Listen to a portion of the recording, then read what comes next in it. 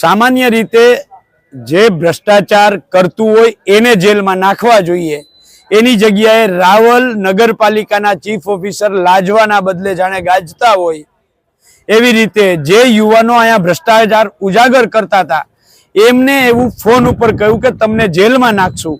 એટલે એ યુવાનોને લઈ અને આજે અમે જિલ્લા કોંગ્રેસ સમિતિની ટીમ ચીફ ઓફિસર પાસે આવ્યા હતા અને એમને કહ્યું હતું કે આ લ્યો તમારે જેલમાં નાખવા છે, તો આ યુવાનો આવ્યા છે એમને જેલમાં નાખો, પણ શરત એટલી છે કે ભારતના અલગ અલગ કાયદાઓ પૈકી કોઈ પણ કાયદામાં ક્યાં એવું લખ્યું છે કે ભ્રષ્ટાચારને ઉજાગર કરવો એ ગુનો છે, અને જો ગુનો હોય તો એ કયા કાયદાની કઈ કલમ મુજબ ગુનો છે આ પહેલા અમને જાહેર કરો અને ત્યાર પછી આ યુવાનોને જેલમાં નાખો।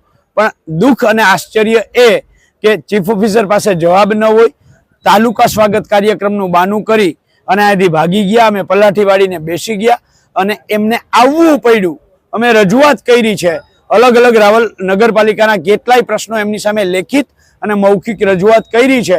અઠવાડિયાનો સમય આપ્યો છે, જો અઠવાડિયામાં પરિણામ નહીં આવે તો ફરીથી રાવલ નગરપાલિકા ચીફ ઓફિસર સામે આવીને પલાઠી વાળીને બેસી જઈશું।